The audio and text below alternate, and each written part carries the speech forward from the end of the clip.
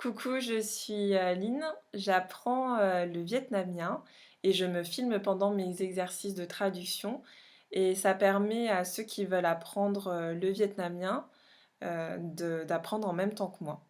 Donc l'exercice d'aujourd'hui, c'est la traduction d'un commentaire vietnamien que ma maman a reçu sur YouTube puisqu'elle écoute sur YouTube des audiolivres et quand elle aime bien l'histoire, elle met des commentaires positifs.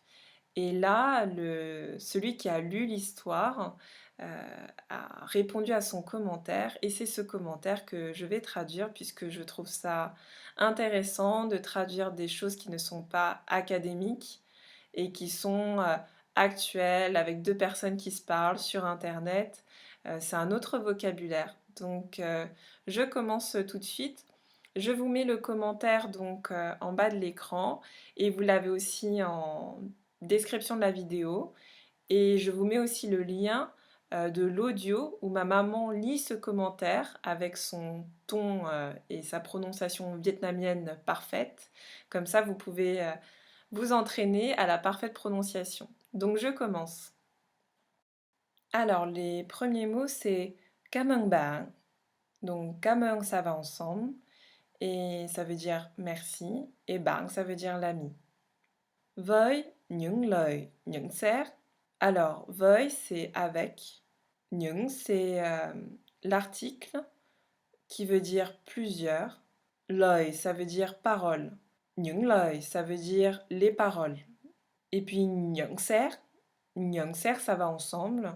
C'est un petit peu du langage littéraire. Nhận, c'est la même, enfin, c'est le même mot en fait que nhận thơ, ça veut dire recevoir. Et serre, c'est le même mot que cercle, cercle, ça veut dire contrôler. Mais ensemble, ça n'a pas du tout le même sens. Nhận cercle, ça veut dire en fait les commentaires. Donc, những lời nhận xét, ça veut dire les commentaires. Et tuyệt vời, ça veut dire merveilleux, génial. Tout simplement, ça veut dire merci l'ami pour tes commentaires merveilleux. Alors, la suite, khi lặp kênh này. Alors, khi, c'est le moment, lorsque. Lap, ça veut dire construire. Comme on dit lapnia, c'est construire une maison. Ken, alors là c'est intéressant puisque c'est un mot qui est utilisé pour désigner en fait la chaîne YouTube. C'est le mot chaîne. On dit Ken YouTube. Donc ça faut le savoir. Nai, c'est le petit article pour dire celle-ci.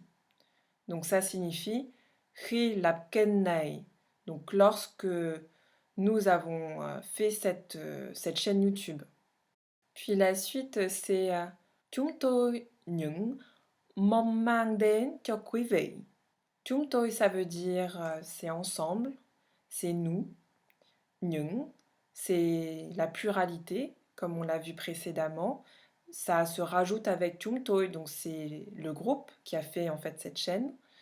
Et mong, ça veut dire espérer. Mang, c'est apporter. Den, donc à la destination de, mais on l'a vu aussi dans la première vidéo, ça veut dire arriver. Et cho, ça veut dire pour. Quivei, ça veut dire invité, spectateur, et dans le cas de la chaîne YouTube, c'est les lecteurs, c'est ceux qui visualisent les vidéos. Donc en résumé, ça signifie quand nous avons fait cette chaîne, nous avons espéré apporter à ceux qui regardent, donc la suite du coup, vì và mọi người. Donc veille c'est et, va c'est aussi en fait on rajoute à veille.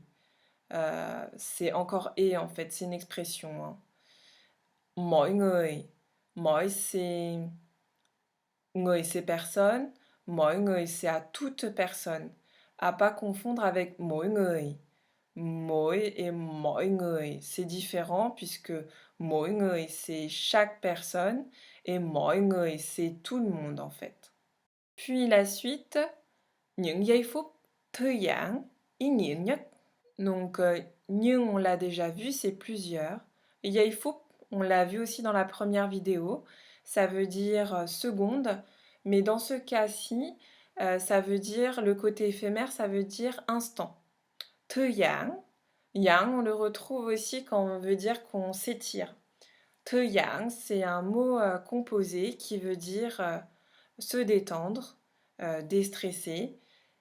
Ignir, ça veut dire I, c'est l'esprit, Nir, c'est le sens.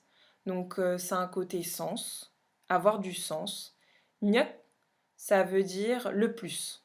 Et on reboucle le tout, ça veut dire que quand ils ont fait cette chaîne, ils souhaitaient apporter à leurs spectateurs et à chaque personne des instants de détente, mais avec du sens et de la profondeur. Donc c'est classe quand même. Ah oui, et je voulais vous dire aussi que Yay Fop ou Fop Yay, c'est la même chose. Ça veut dire seconde, instant, et quel que soit l'ordre. Je poursuis. Alors, lung nữa.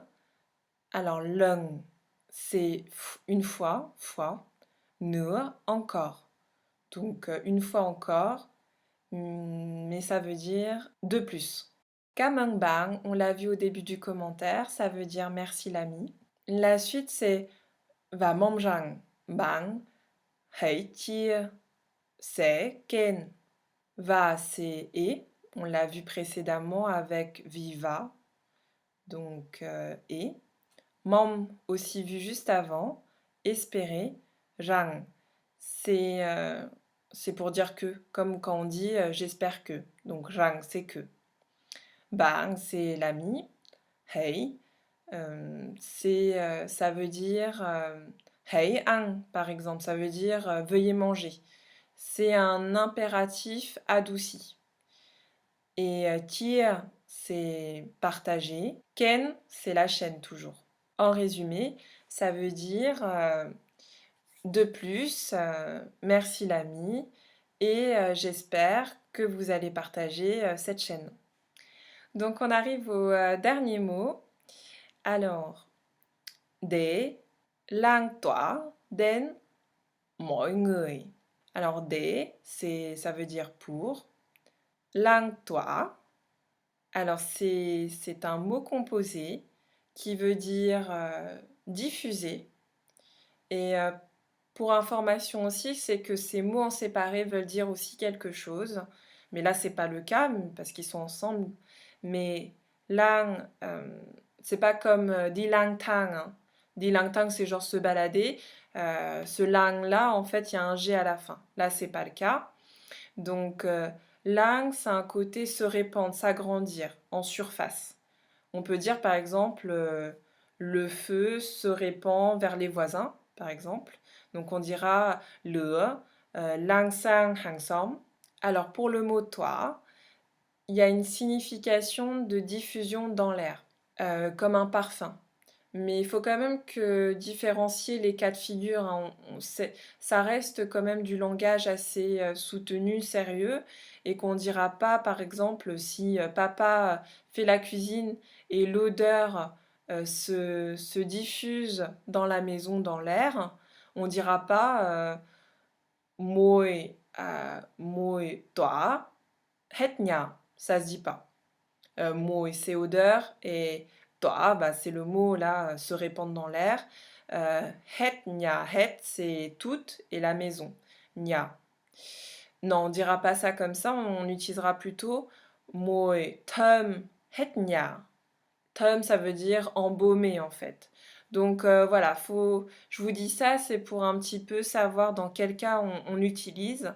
Donc là, on est quand même dans un langage assez sérieux, assez soutenu, assez littéraire. Donc, lang toi, ça veut dire diffuser. Den, on l'a vu tout à l'heure, ça veut dire arriver à destination de.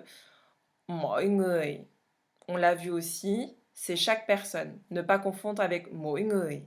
Mỗi, c'est chaque personne, hein. Et mọi người, c'est mọi, c'est tout, et người, c'est personne. Donc toutes les personnes. Donc c'est la fin de ce petit commentaire. J'espère que l'exercice vous a plu. en sachant que c'est un commentaire d'une personne, qui a l'air en tout cas lettrée, qui écrit de manière soutenue, donc c'est pas forcément représentatif, mais ça permet, de voir, le langage de chacun. Donc, je vous dis à bientôt pour un prochain exercice. Bonne nuit! Cảm ơn bạn với những lời nhận xét tuyệt vời. Khi lập kênh này, chúng tôi những mong mang đến cho quý vị và mọi người những giây phút thư giãn ý nghĩa nhất. Lần nữa, cảm ơn bạn và mong rằng bạn hãy chia sẻ kênh để lan tỏa đến mọi người. Thank you.